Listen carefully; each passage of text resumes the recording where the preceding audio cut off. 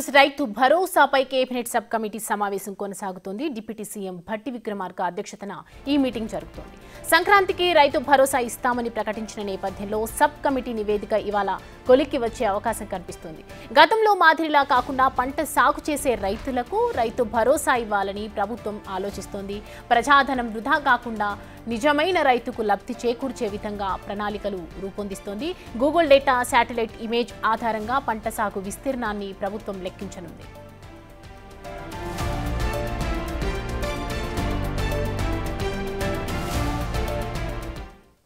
ఈ అంశానికి సంబంధించి మరిన్ని అప్డేట్స్ మా ప్రతినిధి వెంకట్ లైవ్ లో అందిస్తారు. వెంకట్, చెప్పండి, ఇప్పుడు కేబినెట్ సమావేశం జరుగుతుంది రైతు భరోసాకి సంబంధించి. గతంలో ప్రభుత్వం చేసినటువంటి కొన్ని తప్పులు, అంటే రైతు భరోసా, రైతు బంధు అనే చట్టం నేపథ్యంలో చాలా మంది అధికారులకు కూడా వెళ్ళడం జరిగింది. నిజమైన రైతులకు ఇది వెళ్ళలేదు అనే ధోరణితో ఇక్కడ ఇది రైతు భరోసా అనే పద్ధతిని తీసుకొచ్చారు. సో ఇది కేబినెట్ ఏ విధంగా జరుగుతుంది ఈ మీటింగ్?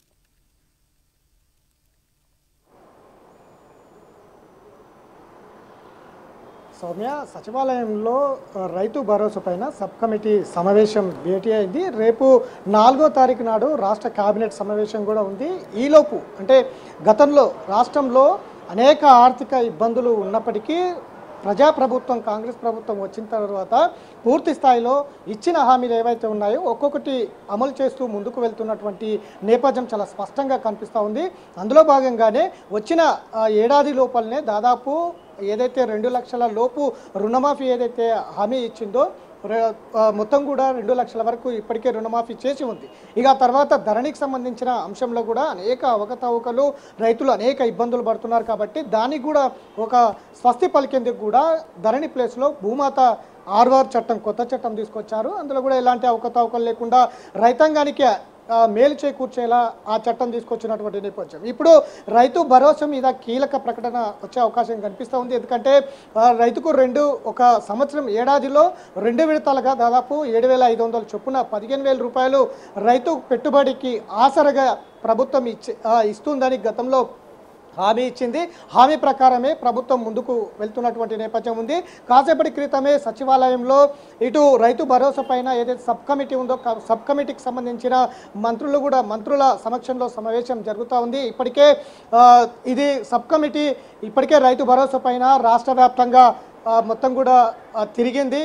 ఆ రైతాంగ సమస్యల పైన కూడా రైతులతో పాటు ఎవరెవరు వ్యవసాయం చేస్తున్నారు, ఎవరెవరు ఎన్ని ఎకరాలలో వ్యవసాయం చేస్తున్నటువంటి అంశాలు ఇవన్నీ కూడా పరిగణలో తీసుకుంది ఈ సబ్ కమిటీ. కాబట్టి ఇప్పటికొక 4 ముసాయిదాలు దీని మీద పెట్టింది.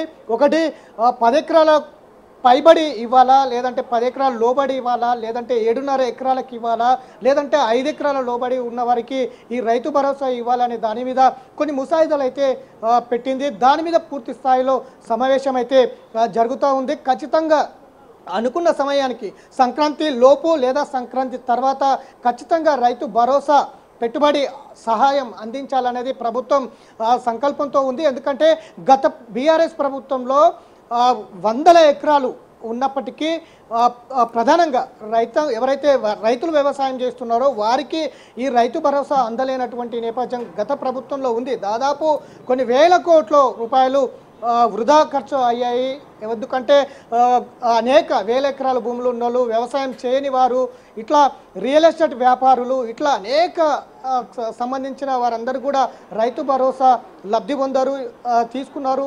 ఇప్పుడు ఎలాంటి అంశాలు ఎవరికి న్యాయపరంగా ఎవరైతే వ్యవసాయం చేస్తున్నారో వ్యవసాయం చేసే వారికి మాత్రమే ఖచ్చితంగా రైతు భరోసా అందించేందుకైతే ప్రభుత్వం ముందుకు వెళ్తున్నటువంటి నేపథ్యం ఉంది. దాని మీదనే పూర్తి స్థాయిలో కసరత్తు మొదలుపెట్టిందని చెప్పుకోవచ్చు.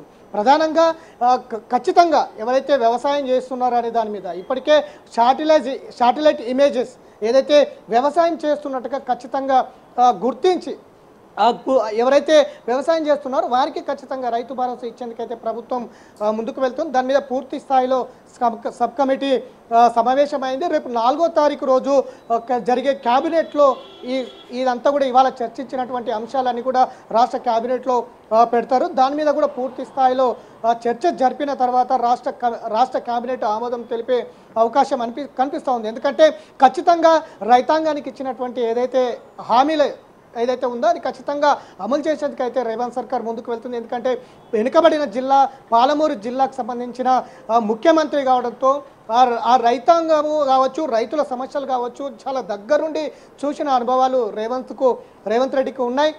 వలసలు కావచ్చు, ఆత్మహత్యలు కావచ్చు, అట్లా రైతులు అనేక సమస్యలు పడుతున్నటువంటి నేపథ్యం, అనేక అంశాలు ఆ జిల్లాలో ఉన్నాయి. కాబట్టి ఇవన్నీ కూడా ఈ కాంగ్రెస్ ప్రభుత్వంలో, ఎందుకంటే గతంలో కూడా కాంగ్రెస్ ప్రభుత్వమే రైతాంగంలో అనేక సంస్కరణలు కావచ్చు, అనేక అంశాలు కావచ్చు తీసుకొచ్చినటువంటి నేపథ్యం కాంగ్రెస్ పార్టీకి ఉంది. కాబట్టి ఖచ్చితంగా ఒక నిర్దిష్టంగా, ఒక ప్రణాళికబద్ధంగా రైతాంగ సమస్యలు చాలా సులువుగా తీర్చేందుకైతే రాష్ట్ర కాంగ్రెస్ సమాయత్తం అవుతుందని చెప్పుకోవచ్చు. అందులో భాగంగానే ఇవాళ ఈ రైతు భరోసా పైన సబ్ కమిటీ సమావేశమైంది. రేపు 4వ తారీఖు రోజు పూర్తి స్థాయిలో దీని మీద చర్చ చేసి ఈ రైతు భరోసా పైన విధి విధానాలు వెలువడించే అవకాశం అయితే కనిపిస్తుంది.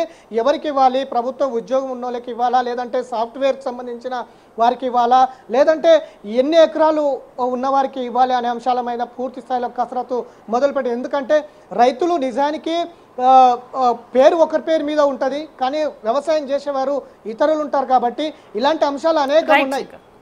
అనేక వేల ఎకరాలు ఉన్న భూస్వాములు కూడా రైతు భరోసా కావచ్చు, రైతు రుణమాఫీ తీసుకున్నారు. కాబట్టి ఇప్పుడు అలాంటి అంశాలు ఏది కూడా రాకుండా ఎవరైతే వ్యవసాయం చేస్తున్నారో వారికి ఖచ్చితంగా రైతు భరోసా అందించాలనేది ప్రభుత్వం ప్రయత్నాలు జరుగుతున్నాయి. దానికి సంబంధించి పూర్తి స్థాయిలో ఈ రైతు భరోసా పైన ఒక సబ్ కమిటీ భేటీ అయింది. రేపు 4వ తారీఖు కేబినెట్లో ప్రవేశపెట్టి దాని మీద విధి విధానాలు ప్రకటించే అవకాశం అయితే కనిపిస్తుంది. Soumya, thank you Venkat.